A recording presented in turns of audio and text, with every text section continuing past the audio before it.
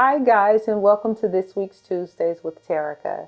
Hey, we are going to be talking to Reginald Campbell, and we're going to be talking about Finances 101. Hey, stick around. I think you're going to enjoy.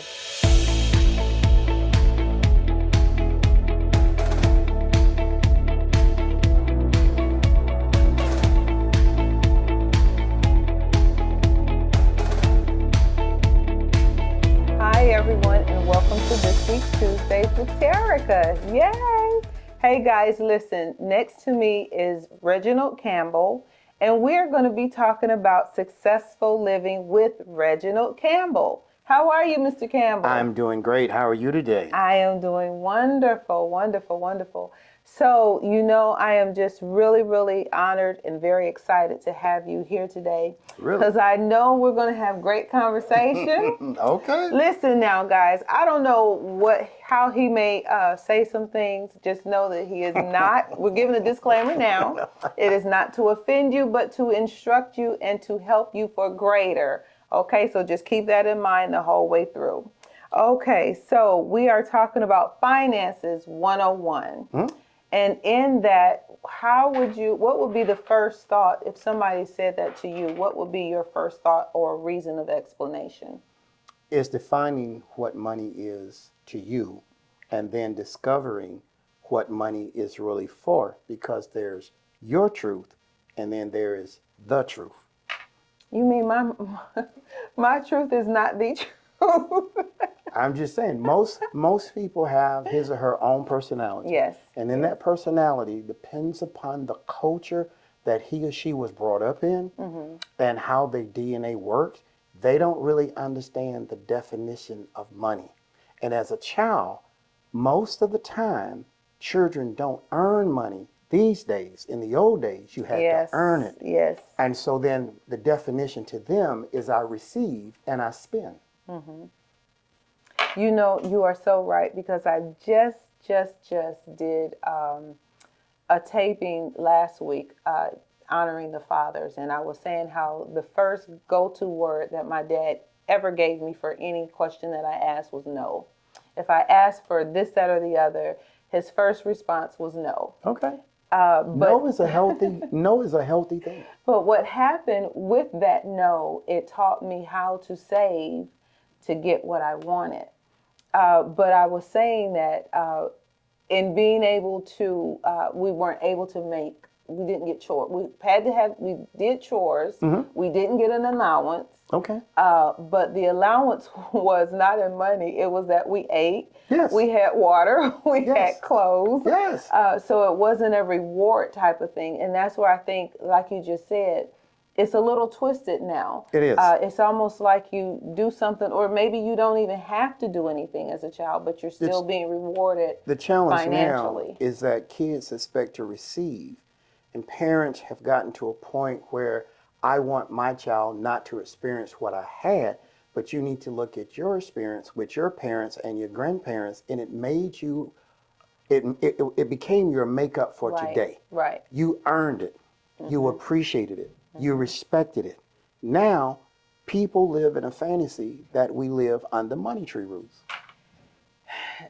And you're so right about that, because I see all the time help wanted signs all over. And I'm trying to understand, don't people need jobs anymore? I mean, like, what is it? I mean, and I understand that a lot of people are making money via the internet and selling on the internet or however, whatever. But people don't have to have actual jobs anymore. Would you believe that most people that are making money are still not good stewards over the money they make? I can believe that. And so the perception is, I need more to take care of me. The challenge is, you're not focused and taking care of you with what you have. So you demand more and spend more. That's where we are now in our country. You demand more money. Well, I need $25 an hour, but you're handing out service food for $4.19. So we would have to sell 5 bags of food just in order to pay you for 1 hour, when you spend 90% of your time on your phone and not serving a service in our guests. Wow. Did you hear that? Absolutely. I agree. Well, I agree. one of the things that, and I'm going to give you this word and you can discuss it, when we look at the definition of money, what was the currency produced to do? It was to bring you something of greater value. Money is a commodity that you use to bring you something that will have a greater value.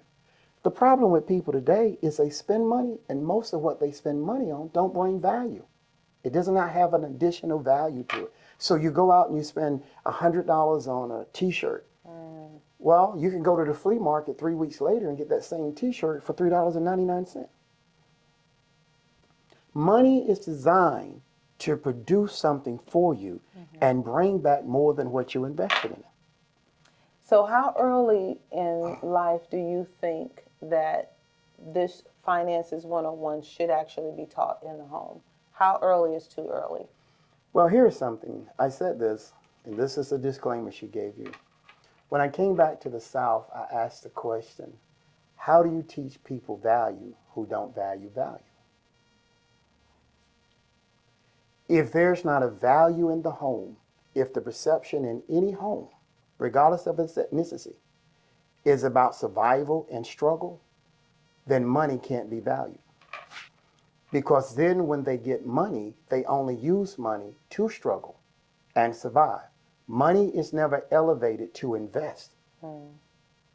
And so the concept really is that at the age of 4, and there are certain ethnicity groups, and I will not call them, I am related to one, that you take your child to the bank at 4 years old and you begin to teach him or her the ability to go to the bank and put money in the bank. If they do this as a child, and if the parents were to do this, and there are certain cultures that when a child is born, they all accumulate and bring so the child will never face poverty. Wow. And when certain couples get married, there are groups that come, and everyone, and most of the cultures, they bring gold, they bring silver, and so they use these as commodity, and the parents never feel struggle or poverty. And so then this is passed on from generation to generation. So I would say the ideal age that I work with is, and I recommend to everyone, is at the age of 4. Wow. That can be a corn container at home. It can be a water jug. If you give them money at an early age to spend, when will they save and when will they understand the value of money? And that was my thing. As I was saying, when my dad kept saying no, no, no, it taught me work ethics. It taught me how to save, and it taught me how to be patient for whatever that thing was that I wanted. And I think that's too another thing that our society struggles with is waiting in the moment. Everything is not an immediate gratification of I want it, I can just go get it. Some things maybe. Anything of but- value doesn't come in a moment. And the first thing people have to have in a basic financial 101 is your attitude toward money. Number 2 is your attitude toward you. Number 3 is an attitude towards your future. Number 4 is an attitude towards your family. Your attitude would determine where your family lines up and where they'll be for the next 4 generations. Wow. 4 generations. Yes. It takes 4 to 5 generations for a generational curse or for poverty to be turned around, because the proper attitude is a learned behavior. A negative attitude is a chosen behavior. Wow. Okay, so Finances 101, what would be the first step that you would offer someone that is trying to shift from where they are to a new place financially? They're wanting to, they've gone through the struggle, they don't really know how to elevate from where they are to where they're wanting to go. What would be the first step that you would suggest to them? Is a word that most people don't like. Budgeting. Most people receive money to spend money, and many people believe that if I am able to pay my bills, that's my budget. That's not a budget. Budgeting is number one. Okay. Most people, and I hate to say it, but most females don't like to budget. I budget. And males, many times, are too arrogant to budget. But if you do not budget, you do not know where your money is going and your opportunities. I'll give you a quick analysis. I had a spam call and didn't know it. And they left me a message and said, hey, your cable is getting ready to go up 40%, call us and we can keep the price down. So I'm like, well, shouldn't my internet company have called me? So I called my internet company, I put it in my phone. You know, everybody's got smartphones. And so I called the guy. And he was like, man, he said, you're a little late. I said, what do you mean?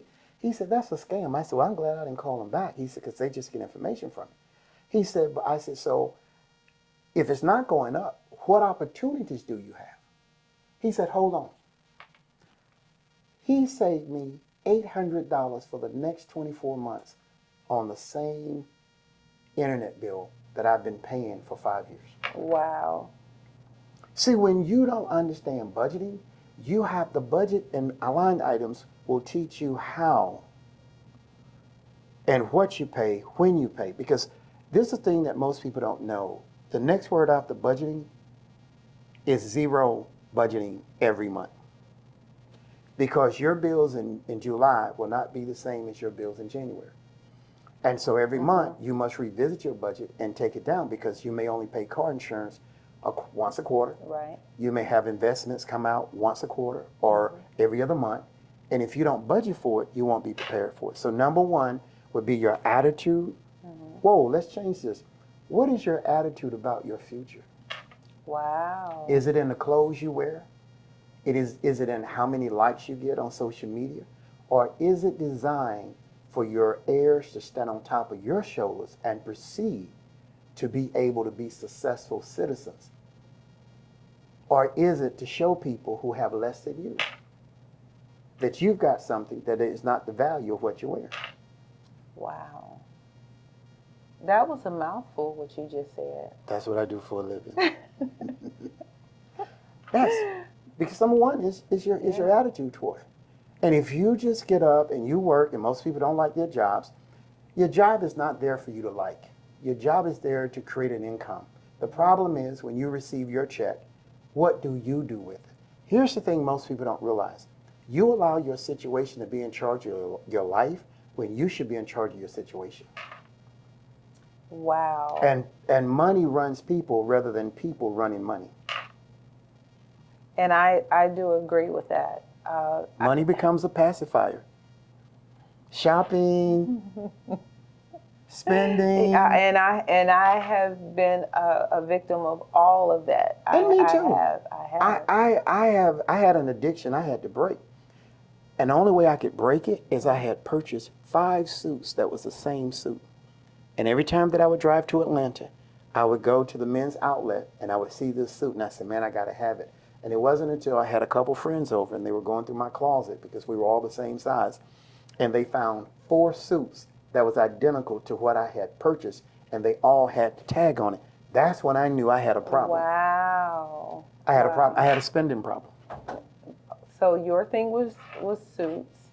How you wear suits and you don't have no money? Yeah, where are you wearing them to? Church. Oh. And to meet girls. You know how you try to look good, look like you're somebody? Mm-hmm. Wow. Okay, so then did you just stop cold turkey? Yes. And then I went from there and carried another addiction of tailor-made suits. And I read a book that talked about reposition yourself. And I was living in an apartment.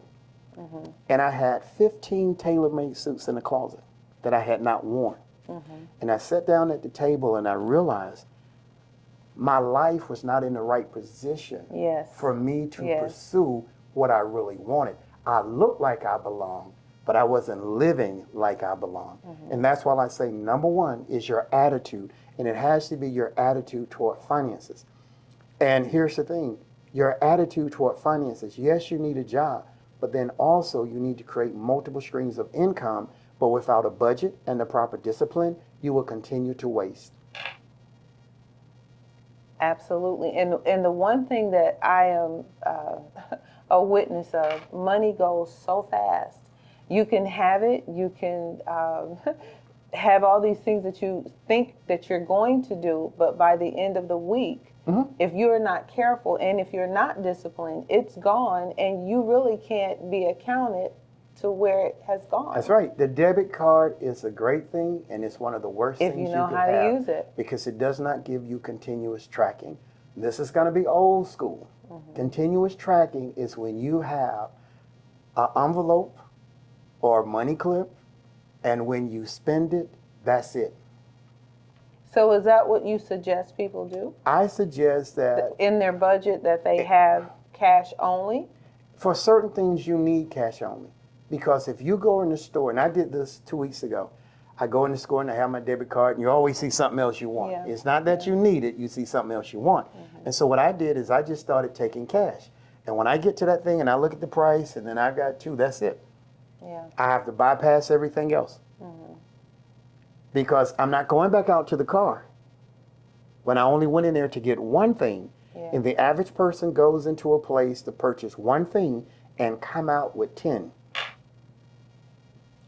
Because we have to match or coordinate or Well, however. it's like you go through And the it- drive-through. You yeah. biggie size Well, everything. Yeah. Then we wonder why our outfits don't fit.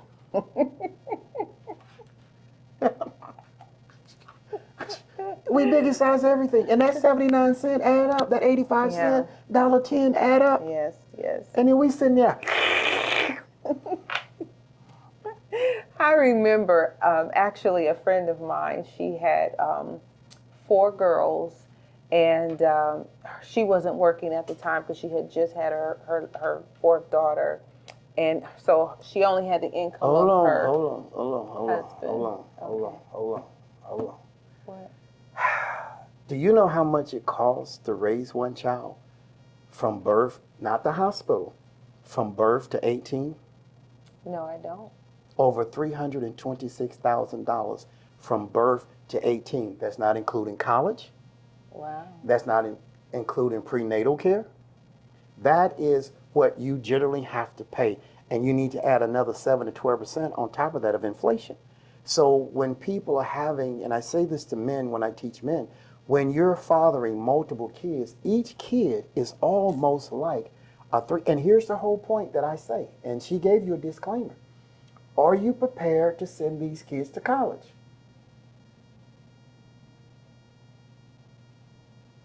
Why have children and have no purpose for their future? Wow. You cannot rely on other resources to do for your children what you did because we had nothing to do with you having those children. She gave you the disclaimer. Okay?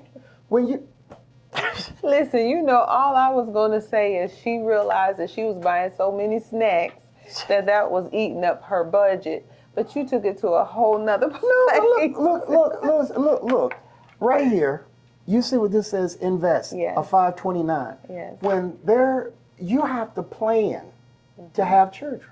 Yes. And you have to have a plan when you have children. And you need to have a flux in your income to be able to take care of the child. People can't stay at their grandparents' house like they used to. No. Babysitting, I think they told me that just if you have a newborn and it has to go to an infant care, Yes. it's like $1,000 a month. The average rent is in the city that we live in Yes. is $1,100 to $1,200 a month, and that's on the bottom floor. That is definitely. So if you're only bringing home $2,000 a month, how can you pay for proper health care for your infant and go to work and your rent's $1,200 and your child care is $1,100? And that's not including food and clothing. Yep, all the other incidentals that go with it. Yes. Children are an investment. Children are an investment. We love them. Oh my God. Hey, listen, guys. Okay, so the 529 was coming from Mr. Campbell's book. So we will give you details on how you can obtain the book and so that you can kind of go over the information as well. We're going to tap on some other things as we're going along, but I wanted to just kind of make that known to you guys so that you could understand what he was referring to when he stated that. Okay. So one of the questions that I have is we are actually in a society where, of course, we all know that credit score is very important. However, we still have a group of people who may not, how should I say it? They may not be as invested in getting their credit score to where it should be. They're still a little lax. How would you encourage them to know the importance of what that means and then backtracking on what they need to do to get their score in a qualifying order? I think the biggest thing is you have to create what are your values. And a credit score can be the difference between paying $400 additional a month for something versus something else. And I said earlier, there's a difference between your truth and the truth. And finding out the truth really doesn't hurt. That's when you become creative with a fresh attitude and fresh resources to understand it's going to take time. And let me make it plain. One late payment stays on your credit score for 7 years. Wow, I didn't realize that. Yes. One late payment stays on your credit score for 7 years. When you go to purchase something and they say, well, we're going to find creditors, you should limit how many they look for because they will go out and they put it in the system. And every time someone looks at it, or a bank or a financing firm looks at it, you lose anywhere from 2 to 4 points. And if this happened multiple times where you had a decent credit score, now you will not have a decent credit score because you didn't understand the system. The system is to have you pay as much interest as possible. And you have to be a good steward on your side, just like you want to protect your name, you have to protect your credit score. Absolutely. And it's so important. For those of you who don't know, I am a real estate agent here in South Carolina, and it is very important when you are trying to purchase your first home. But not even with that, it's very important when you are trying to rent a property. People want to make sure that you are credible and liable for them to allow you to come into their establishment. So for those of you who are not taking it as seriously as you probably should, might want to reconsider because in the long run, it's going to come back to haunt you. And also, if you're trying to get insurance on your vehicle, your insurance company also looks at your credit score. Wow, it's amazing. Okay, so Mr. Campbell, we've been talking about your book, and I would like for you to share with our viewers how they can find your book and some of the information that you think is important in your book that you want them to kind of tone into. Well, the first thing is you can get it at ReginaldCampbellBooks.com. And when you get the book, it has an outline about credit, it has an outline about saving, it has an outline about 529s, and it also helps you understand how to save. So go to ReginaldCampbell'sBooks.com. You can order the book, and I'd love for you to have it because, listen, it will change your life and the next generations that are coming behind you. It's just that powerful. Thank you, guys. Hey, you know what, guys? I'm having this conversation with you all because I want you to know the importance of what we're discussing here. Finances 101. Everyone is affected by finances in one situation or another. If you are borderline, if you're stuck, if you are in a place where you prefer shopping versus putting money back and saving and preparing for your future, if you are not sure how to shift in your mindset, give us a call. Let's see if we can put you in touch with someone that can help you go from where you are to where we're hoping and praying that you will end up. And that is a better place, a place of a peace, a place of joy, and a place of being able to be financially free and independent. Hey, you know what? I'm your girl, Terica Talbert with Century 21 Blackwell and Company. I sponsored today's episode. You know what? I need you guys to like, share, and subscribe. Let me know how we're doing. Give me some feedback. Let me know what type of conversation you would like for us to have moving forward. But until next week, enjoy.